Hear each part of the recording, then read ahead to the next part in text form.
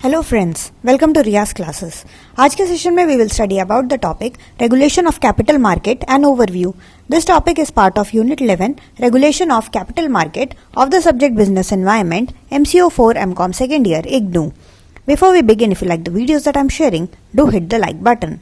Do share your comments to let me know you find all this useful for your studies. Also, don't forget to subscribe so that you won't miss out on watching and learning from my videos. चलिए शुरुआत करते हैं आज के topic की, which is an overview of regulation of capital market. So देखिए, SEBI के आने से पहले भी जो है शेयर मार्केट में जो है जो स्टॉक है उसका लेन देन, उसका जो बाइंग एंड सेलिंग जो है वो चलता तो रहता ही था। और उससे पहले, सेबी से पहले कौन कौन से रेगुलेशन थे जो हमारे पूरे के पूरे कैपिटल मार्केट को गवर्न करते थे। सो उनमें से जो पहला है that is your capital issue control act 1956। तो ये पहला एक्ट है और दूसरा एक्ट आपका है सिक्योरिटीज कॉन्ट्रैक्ट रेगुलेशन एक्ट 1956। तो ये दोनों मेन एक्ट्स थे जो कि रेगुलेट करते थे कैपिटल मार्केट को।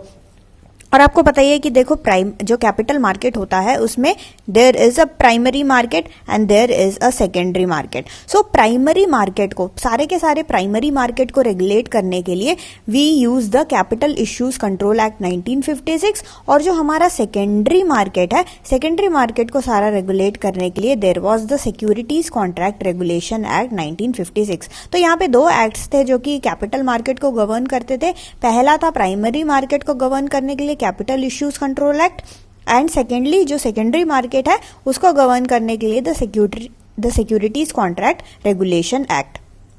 सो ये दोनों एक्ट हमारे पास पहले थे, सेबी के आने से पहले की कहानी है ये। और जो रेगुलेटरी पावर है, अगर हम रेगुलेटरी पावर की बात करें तो देखो यहाँ पे हम रेगुलेटरी बॉडी की बात कर रहे हैं जो रेगुलेट करता है पूरे के पूरे कैपिटल मार्केट को। तो उसके लिए भी कोई बॉडी होना चाहिए, गवर्नमेंट ही थोड़ी सब कुछ देखेगा। गवर्नमेंट ने जो है बॉडीज बना रखे हैं ये सब देखने के लिए।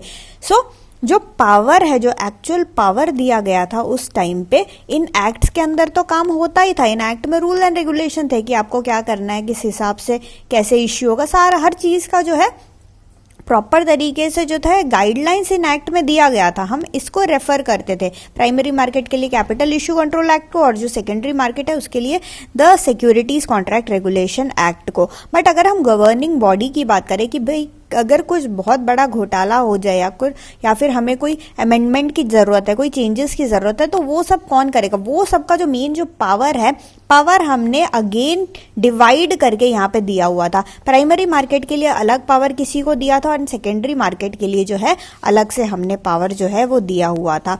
Now the regulatory powers of the primary market were vested with the controller of capital issues.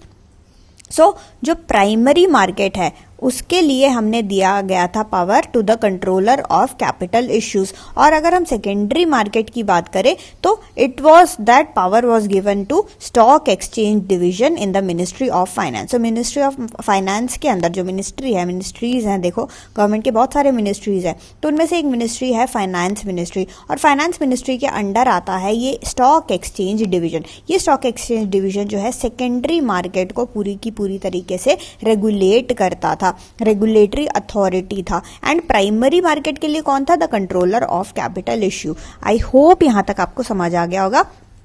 SEBI से आने के, सेबी जो है अब आज के डेट में सेबी है हमारा रेगुलेटरी बॉडी, बट सेबी के आने से पहले कौन था हमारा, रेगुलेशन किस तरीके से होता था। ये दोनों एक्ट्स जो थे ये मेन एक्ट्स थे। प्राइमरी मार्केट को अलग, देखो पूरा का पूरा टोटल कैपिटल मार्केट है, उसमें प्राइमरी है, सेकेंडरी है। प्राइमरी मार्केट को अलग एक्ट गवर्न कर रहा है, सेकेंडरी मार्केट को आपका अलग एक्ट गवर्न कर रहा है। उसको अब रेगुलेट करने के लिए भी दो डिफरेंट बॉडीज हैं।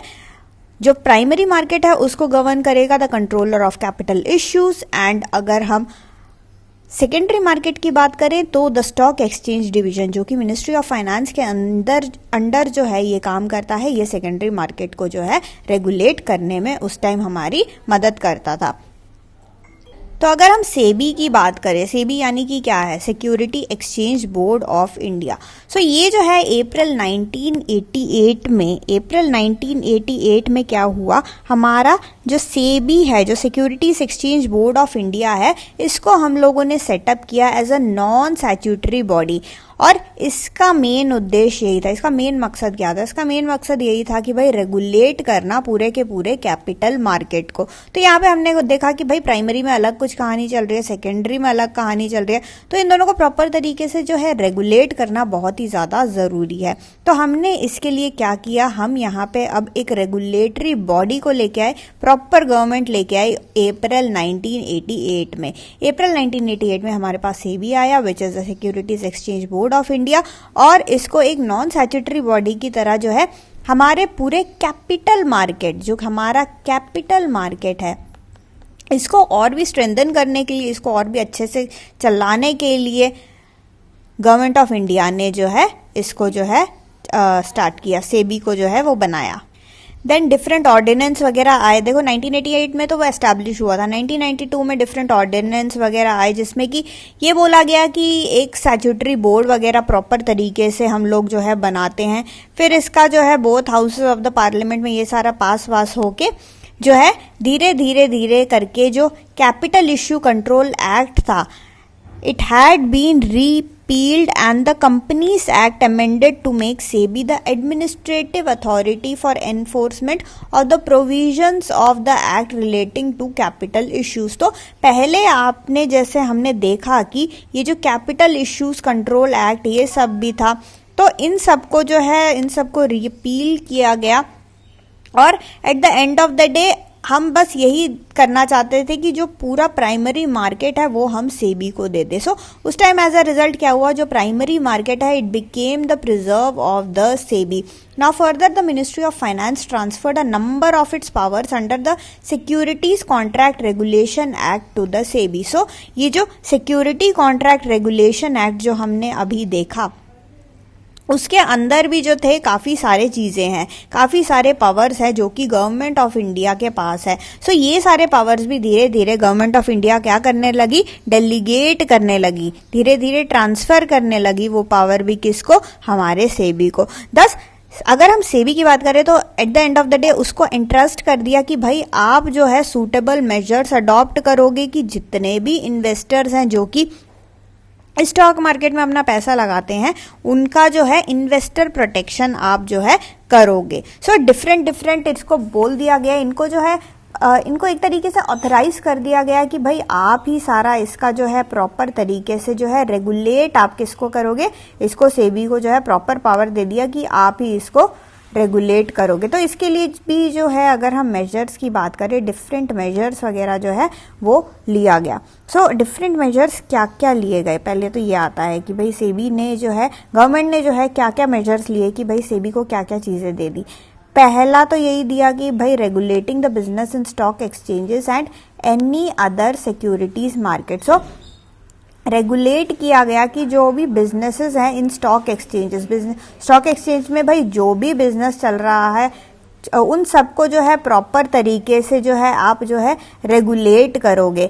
सेकंड जो चीज़, इंपॉर्टेंट चीज़ क्या है कि जितने भी मार्केट इंटरमीडियरीज आ रहे हैं उनको रजिस्टर करना और उनको जो है प्रॉपर तरीके से रेगुलेट करना। सो इंटरमीडियरीज में कौन कौन आता है, it will include all your registrars and transfer agents and portfolio managers, underwriters। तो ये सारे लोग जो है मार्केट इंटरमीडियरीज में आते हैं। तो सेबी को अगेन जो है इनका भी इंचार्ज बना दिया गया कि भाई आप जो है जितने भी मार्केट इंटरमीडियरीज हैं उन सबको आप रेगुलेट करोगे, उन सबको जो है उनका सबका जो प्रॉपर रजिस्ट्रेशन प्रोसेस है उन सबको भी आप जो है ओवरसी करोगे। नेक्स्ट क्या चीज दिया गया, नेक्स्ट क्या मेजर अपनाया गया कि भाई restricting and regulating the working of collective investment schemes including mutual fund. जो भी म्यूचुअल फंड्स वगैरह है उन सबको एक, देखो म्यूचुअल फंड क्या है, वो एक कलेक्टिव इन्वेस्टमेंट स्कीम है, हम डिफरेंट लोगों से कलेक्ट करते हैं। म्यूचुअल फंड में डिफरेंट लोगों से, बहुत सारा लोगों से ऐसे कलेक्ट करके एक पूल ऑफ फंड बनता है ना, फिर उसका फर्दर इन्वेस्टमेंट होता है। तो इस तरीके से जो भी जितने भी कलेक्टिव इन्वेस्टमेंट फंड थे, जिसमें कि जो म्यूचुअल फंड है वो भी आता है, उसको भी रिस्ट्रिक्ट करना, उसको भी रेगुलेट करने का काम हमने किसको दे दिया, हमने नहीं, गवर्नमेंट ने किसको दे दिया, सेबी को दे दिया। Next, promoting and regulating self regulatory organisations. जितने भी सेल्फ रेगुलेटरी ऑर्गेनाइजेशंस है उनको प्रमोट करना, उनको भी रेगुलेट करना। नेक्स्ट है कि भाई जितने भी अनफेयर ट्रेड प्रैक्टिसेस हो रहे हैं ना, जितने भी गड़बड़ घोटाले हो रहे हैं, उन सब गड़बड़ घोटालों को सही करना। अनफेयर ट्रेड प्रैक्टिसेस अगर आपको कहीं चल रहा दिख रहा हो तो उन सबको प्रोहिबिट करना। Next is investor education. Investor education देखो बहुत ही इंपॉर्टेंट है, क्योंकि हमारा जो इन्वेस्टर है वो बेचारा बंदा अपना पैसा लेके आता है, हार्ड अर्न मनी लेके आता है।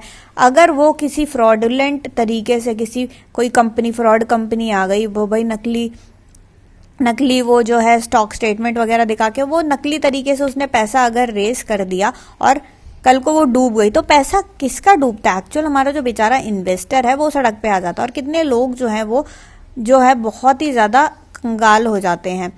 सो ऐसे केसेस में वो सारे इन्वेस्टर्स को कि जिनको जैसे नॉलेज नहीं होती, कई सारे लोग होते हैं, हम ही जो होते हैं, हम ही को देख लो, हम लोग क्या करते हैं, अगर जो आजकल यंगस्टर्स होते हैं हर सबके पास ऐप है, थोड़ा बहुत यहाँ वहाँ से यूट्यूब चैनल से उन्होंने देख लिया कि भाई हाँ आधा नॉलेज जो है बहुत ही ज़्यादा डेंजरस होता है, तो आधे नॉलेज से वो लेके जो है कि वो देखते हैं कि भाई कोई कंपनी है, उसका स्टॉक जो है ऊपर जा रहा है, चलो हम इसको खरीद लेते हैं, आगे और अच्छा जाएगा, इसकी प्रिडिक्शन बहुत अच्छी है करके वो लोग ले लेते हैं।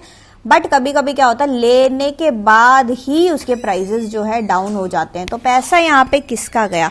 पैसा यहाँ पे उन इन्वेस्टर का गया जो कि आधी अधूरी नॉलेज के बेसिस पे जो कि ट्रेडिंग कर रहे हैं। तो उनका पैसे का क्या हो गया? उनके पैसे का कंप्लीट नुकसान हो गया। तो ऐसे में क्या करना है? ऐसे में इन्वेस्टर एजुकेशन देना बहुत ही ज़्यादा ज़रूरी है। आपको एजुकेट करना पड़ेगा इन्वेस्टर को कि वो कहाँ पैसा लगाएं और किस तरीके से पैसा लगाएं। प्लस जो इंटरमीडियरीज है, ऐसा नहीं है कि खाली एजुकेशन इन्वेस्टर को ही चाहिए, जो हमारे ये इंटरमीडियरीज रहते हैं ना सिक्योरिटी मार्केट में, उनको भी जो है प्रॉपर एजुकेशन वगैरह देने की ज़रूरत है। Next is insider trading. Insider trading जो है खतरनाक चीज़ है, उसको जो है प्रोहिबिट करना चाहिए, क्योंकि इनसाइडर ट्रेडिंग से जो अंदर वाले लोग हैं वो भाई, क्योंकि उन लोगों के पास अंदर वाले जो लोग होते हैं, अंदर वाले लोग इन द सेंस की जो कंपनी के अंदर के लोग होते हैं, उनके प्रमोटर्स वगैरह होते हैं, उनको तो ऑब्वियसली पता होता है फाइनेंशियल इस कंपनी का, उसको पता है कि भाई कंपनी डूबने वाली है या कंपनी चलने वाला है, कि क्या होने वाला है कंपनी का। सो ऐसे केसेस में जो है क्या होता है, ऐसे केसेस में वो लोग जो है फायदा उठाते हैं इस एक्स्ट्रा इंफॉर्मेशन का जो कि उन लोगों के पास है। एंड ऐसे में जो हम जैसे जो आम लोग हैं, आम इन्वेस्टर्स हैं, उनका तो खैर नुकसान होता ही होता है। तो ऐसे केसेस में जो है प्रोहिबिट करना पड़ेगा इनसाइडर ट्रेडिंग को। अगेन वो पावर हमने यहाँ पे जो किसको दे दिया है, सेबी को दे दिया है। Next is fees and other charges. अब जितने भी आपके फीस लगते हैं वो सारा जो है प्रॉपर तरीके से उन सब का कलेक्शन करना, ये सारा काम भी दे दिया है। Then calling for information from an undertaking inspection. अब देखो यहाँ पे बीच बीच में इंस्पेक्शन करना बहुत ज़रूरी है ना, इंस्पेक्शन आपको करते रहना पड़ेगा। जो इंटरमीडियरीज है उन पे एक चेक बनाए रखना पड़ेगा। जो कंपनीज ऑलरेडी लिस्टेड है उसके फाइनेंशियल्स आपको बार बार देखने पड़ेंगे। ऐसा नहीं है कि भाई एक कंपनी ने एक बार रजिस्टर कर लिया तो ठीक है वो 10 साल चलता रहेगा, ऐसा नहीं है। हर साल आपको उसका हर टाइम, हर एक पीरियड ऑफ इंटरवल होता है, उस इंटरवल के दौरान आपको जो है उसके फाइनेंशियल्स एसेस करना है। हर चीज आपको यहाँ देखना है, इंटरमीडियरीज को रेगुलेट करके देखना है। जितने भी लोग जुड़े हुए हैं ना सिक्योरिटी मार्केट से, उन सब पे जो है एक चेक बनाए रखना है। और ये सारा काम जो है अगेन सौंप दिया हमने सेबी पे, और इसके लिए हमने सेबी को एडिशनल पावर्स भी दे दिया, डिफरेंट तरीके के पावर्स भी दे दिए, ताकि ये इन सब का मेन उद्देश्य यही है कि हमारे जो इन्वेस्टर है उसके इंटरेस्ट को प्रोटेक्ट करना। एंड फाइनली क्या मेजर दिया कि performing such function and exercising such powers under the provision of the SCR act as may be delegated to it by the central government. इसके अलावा जितने भी प्रोविजंस है उस एक्ट में जो दिया हुआ है, वो एक्ट के अंदर के सारे प्रोविजंस में आप ही बाप हो भाई। मतलब at the end of the day उसको जो है एक रेगुलेटरी, आज के डेट में आप देखो it is a regulatory body, वो एक रेगुलेटरी बॉडी है। अगर स्टॉक मार्केट का आप रेगुलेटरी बॉडी की बात करो तो कौन है वो? That is your SEBI. तो सेबी के पास जो है उसको जो है डिफरेंट मेजर्स करके डिफरेंट जो है पावर्स उसको दे दिए। देखो पॉलिसी वगैरह बनाने का अधिकार उसको दे दिया, काफी चीजें करने, इन्वेस्टर एजुकेशन सब पे चेक लगाए रखना, ये सारा दे दिया। और ये सब करने के लिए उसको जो है पावर भी जरूरत होता है ना, पावर के बिना तो आप ये सब कर नहीं पाओगे ना। सो इसके लिए उसको पावर भी डेलीगेट कर दे, उसको अथॉरिटी, प्रॉपर एक रेगुलेटरी बॉडी उसको आज के डेट पे जो है बना के रखा है। तो हमारा जो है ओवरव्यू हमने यहाँ पे देख लिया, हमारे जो रेगुलेशन ऑफ कैपिटल मार्केट है, कैपिटल मार्केट का ओवरऑल छोटा सा एक रेगुलेशन हमने, उसका इंट्रो टाइप हमने यहाँ पे अब देख लिया। So that's it for this session. Thank you so much for watching. Like, share and subscribe to Riya's classes. Thank you and bye bye.